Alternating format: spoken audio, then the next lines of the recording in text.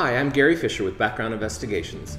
We specialize in tenant and employment screening, and today I'm here to chat with Sarah Vail from Jennings Group for today's edition of Multifamily Northwest Volunteer Spotlight. I'm Sarah Vail with Jennings Group, and we manage properties in Lane County, the senior portfolio manager and partner of the company. So Sarah, what drew you into the multifamily industry? I actually ended up in this industry by chance. It was my second job assignment from a temporary agency, and I was assigned to the Jennings Group office as a team member, but it was the diversity and the daily challenges that kept me here.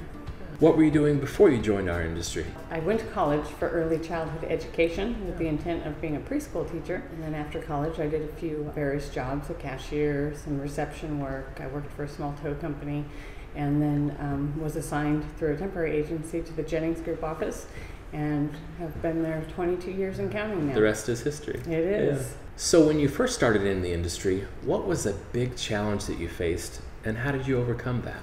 I think the biggest challenge was a lack of knowledge and information. I didn't even really know what property management was, and here I was on the front line, and I was in a role where I was on a daily basis going to the property managers and advocating for the tenants, trying to resolve matters for them. I didn't really understand where they were getting their information or why they were making the decisions they were making. Honestly, overcoming that had a lot to do with Multifamily Northwest and their education that they provide, which is invaluable and has provided me with knowledge of landlord-tenant law, fair housing, real estate law, just everything, all the tools you need to be a successful property manager. So you were just taking advantage of all the classes that they... Absolutely, yes. So as you moved up in your career and became more active in your region, and you heard more and more about Multifamily Northwest, what got you more involved?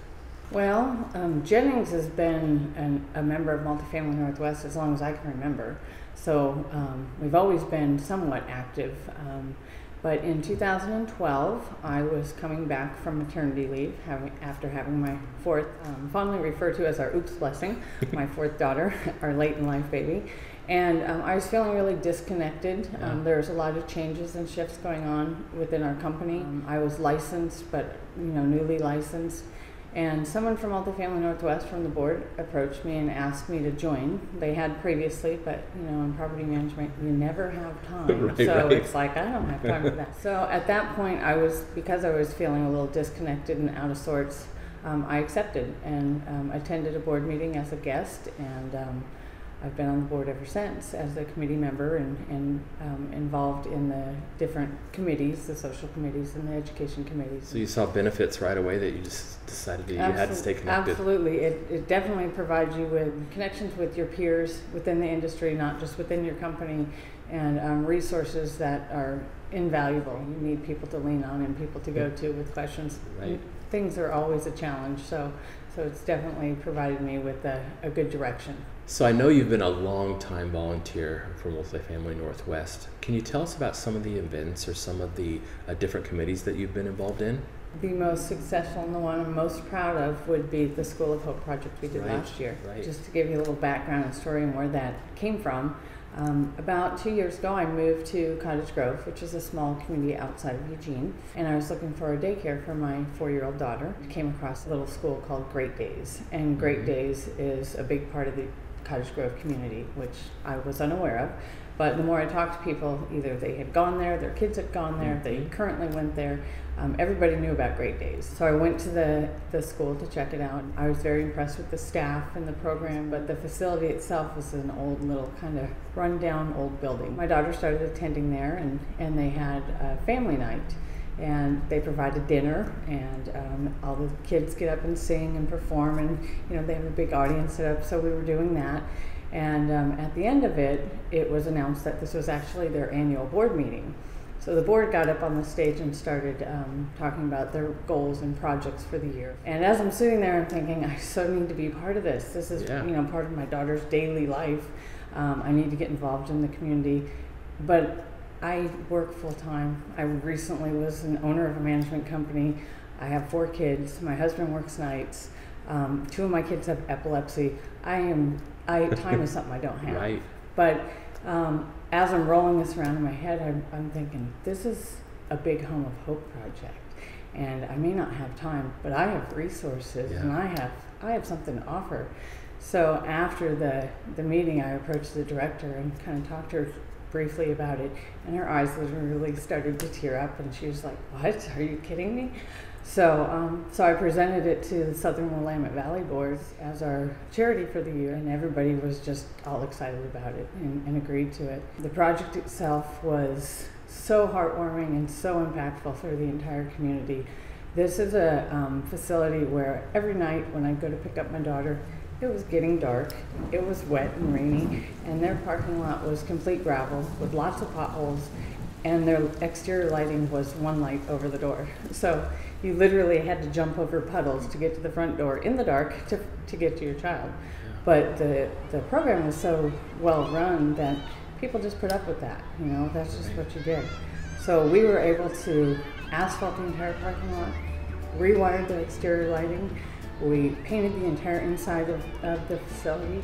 We replaced thousands of square feet of old tile with vinyl plank. We built new benches for outside. We put in playground bark. We did so much for them, and the parents came with their kids. The teachers all came. It was very, very, very rewarding.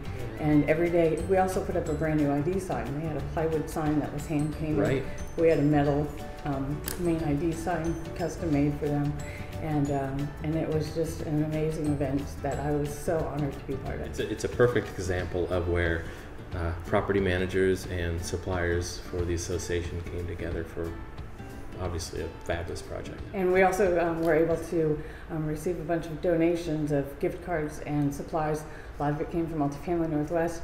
So when we did the reveal, we had the counter heaping with supplies for the teachers, and the teachers were in awe over, oh my gosh, we have all this new stuff. It was a great event. And my daughter goes there still. She's in the after school program, so I get to go in there. You get a chance to enjoy it every time you see it. And every day I walk in and I just go, wow, this looks so good in here. So it's amazing. Fabulous. Sarah, what's the biggest motivating factor that drives you to be more and more active in the association?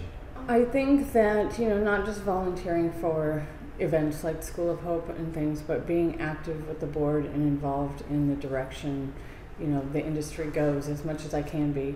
It kills me that the public perception of landlords and property management is that we're all evil, greedy landlords, when the people that I've encountered and that I work with are all very passionate, caring people who are educated and hardworking and just want to provide good quality housing for the public. So that's what drives me to stay involved, is to help change that perception. For other people that are looking to become property management professionals, what advice would you give them when starting their career? Becoming a member of Multifamily Northwest provides you with connections with your peers that are invaluable.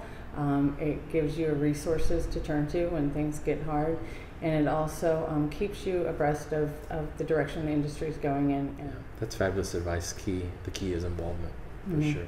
Absolutely. So now that we know more about your volunteer experience, Sarah, can you tell me where you see the property management industry evolving? Property management's always going to grow. Doesn't matter whether the economy is good or bad or otherwise. Everybody always needs housing. It will always be a growing industry. My hope is that it will grow to a point where it's perceived more positively, and we can change the overall perception of the industry. Here's something I'd love to know. If you could go back to your first day in the industry, what would you change about that day?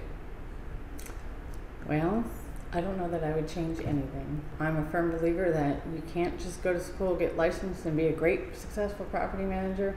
You have to grow a good property manager. And I started at the very bottom as a temporary person in the front office. I was the one that cleaned the break room.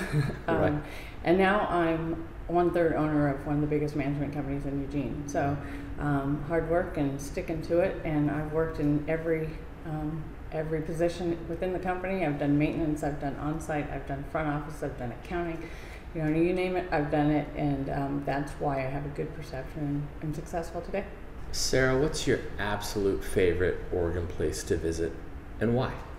That would have to be my home in Cottage Grove, so I can take a nap. No, really, I live across the street from Cottage Grove Lake. It's a 5-minute walk, and in nice. the summertime, the kids and I are down there all the time. Looking forward to the barbecue. Yeah, there you go. Anytime. And what's your favorite multifamily Northwest event and why? That would have to be the golf tournaments. Yeah. I don't golf. I don't even mini golf. I'm not good at it. I don't know how to do it. But I go every year. I'm often the one driving the raffle cart and selling raffle tickets, coming up with creative ways to sell raffle tickets. It's a fundraising event. People are drinking a little bit, so everybody's in a giving mood. Buying more tickets. Supporting. Absolutely. Yeah. I enjoy just the camaraderie with other people in the industry, getting to shake hands and say hi to people I only see sometimes once a year. Perfect. And we raise money. We raise a lot of good money for the Home of Hope projects and Mission of Hope this year. So great way to have a good time and support the community. It is. Yeah. So is there anything that you'd like to add? I would just like to say that I'm grateful and proud to be part of such a great industry and a great organization, and I look forward to what's to come.